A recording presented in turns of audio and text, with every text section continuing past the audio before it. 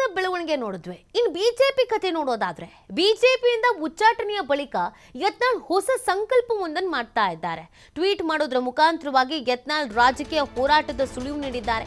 ಮಹಾಭಾರತದಲ್ಲಿ ಜಯ ಗಳಿಸಿದ್ದು ಶಕುನಿ, ಧೃತರಾಷ್ಟ್ರರಲ್ಲ ಅಂತ ಪರೋಕ್ಷವಾಗಿ ಯಡಿಯೂರಪ್ಪ ಕುಟುಂಬವನ್ನ ಕುಟುಕಿದ್ದಾರೆ ಯತ್ನಾಳ್ ಅವರು.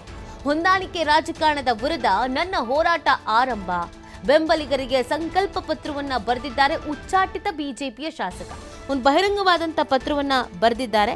ಈ ಪತ್ರದ ಮುಖಾಂತರವಾಗಿ ಸ್ಟ್ರಾಂಗ್ ಆಗಿ ಒಂದು ಮೆಸೇಜ್ ಪಾಸ್ ಮಾಡ್ತಾ ಇದ್ದಾರೆ.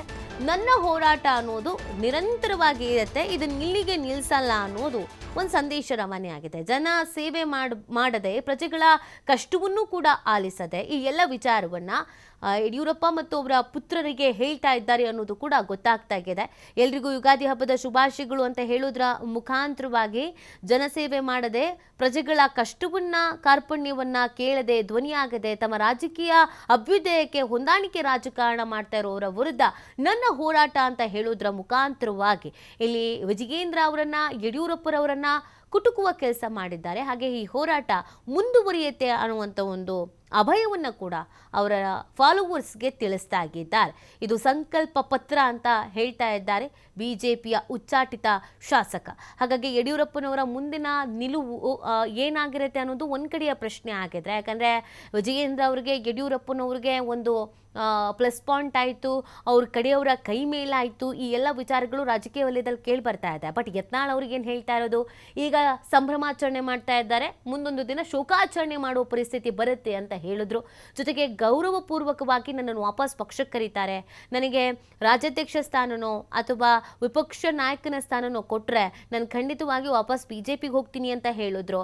ನಾನಾಗೆ ದಯವಿಟ್ಟು ನನ್ನನ್ನು ಸೇರಿಸ್ಕೊಳ್ಳಿ ಅಂತ ಹೇಳೋದು ಇಲ್ಲ, ಕೇಳೋದು ಇಲ್ಲ ಅಂತ ಹೇಳಿದ್ರು. ಈ ಉಚ್ಚಾಟನೆ ಅನ್ನುವಂಥದ್ದು, ವಾರ್ನಿಂಗ್ ಅನ್ನುವಂಥದ್ದು ಯತ್ನಾಳ್ ಅವರಿಗೆ ಬಹಳಷ್ಟು ಬಾರಿ ಬಿಜೆಪಿ ಹೈಕಮಾಂಡ್ನಿಂದ ಆಗಿದೆ. ಹಾಗಾಗಿ ಅವ್ರಿಗೊಂದು ನಂಬಿಕೆ ಅನ್ನೋದು ಇದೆ, ನನ್ನನ್ನು ವಾಪಸ್ ಕರೆಸ್ಕೊಳ್ತಾರೆ ಅಂತ. ಇದನ್ನು ಹೊರತುಪಡಿಸಿಯೂ ಕೂಡ ಈ ಹೋರಾಟವನ್ನು ನಾನು ಮುಂದುವರಿಸ್ತೀನಿ ಅನ್ನುವಂಥ ವಿಚಾರವನ್ನು ತಿಳಿಸ್ತಾ ಇದ್ದಾರೆ. ಈ ಮುಖಾಂತರವಾಗಿ ಯತ್ನಾಳ್ ಅವರು ಸೈಡ್ಲೈನ್ ಆಗಲ್ಲ, ಸೈಲೆಂಟ್ ಆಗಲ್ಲ, ಅವರ ರಾಜಕೀಯ ಭವಿಷ್ಯ ಮುಗ್ದೋಯ್ತು ಅನ್ನೋದ್ರ ಬಗ್ಗೆ ಏನು ಚರ್ಚೆ ಆಗ್ತಿತ್ತೋ ಅದೆಲ್ಲದಕ್ಕೂ ಉತ್ತರ ಕೊಡುವಂಥ ಕೆಲಸವನ್ನು ಹಬ್ಬದ ದಿನದಂದೇ ಯತ್ನಾಳ್ ಅವರು ಮಾಡಿದ್ದಾರೆ. ಯತ್ನಾಳ್ ಅವರ ಮುಂದೆ ಸಾಕಷ್ಟು ಪ್ರಶ್ನೆಗಳಿತ್ತು.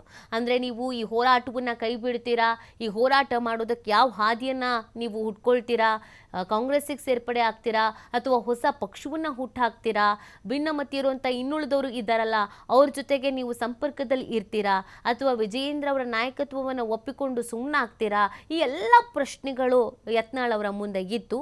ಯತ್ನಾಳ್ ಅವ್ರಿಗೂ ಕೂಡ ಸಾಕಷ್ಟು ಆಪ್ಷನ್ಸ್ಗಳಿದ್ರೂ ಅವರ ಆಯ್ಕೆ ನಾನು ಹೋರಾಟವನ್ನು ಮಾಡ್ತೀನಿ ಅನ್ನೋದು ಆಗಿದೆ. ಯಾವುದೇ ಪಕ್ಷವನ್ನು ಕಟ್ಟಲ್ಲ ಅಂತ ಹೇಳಿದ್ರು, ಅದರ ಜೊತೆಗೆ ಯಾವುದೇ ಬೇರೆ ಪಕ್ಷಗಳಿಗೆ ನಾನು ಹೋಗಲ್ಲ ಅಂತ ಸಹ ಹೇಳಿದ್ರು. ಈ ಹೋರಾಟ ಏನು ಮಾಡಿದ್ರೋ ಅದನ್ನು ನಾನು ಮುಂದುವರಿಸ್ಕೊಂಡು ಹೋಗ್ತೀನಿ ಅನ್ನುವಂಥ ವಿಚಾರವನ್ನು ಅವರ ಬೆಂಬಲಿಗರಿಗೆ ಹೊಸ ಸಂಕಲ್ಪವನ್ನು ಹೊಸ ವರುಷದ ಪ್ರಾರಂಭದಲ್ಲೇ ಮಾಡಿದ್ದಾರೆ.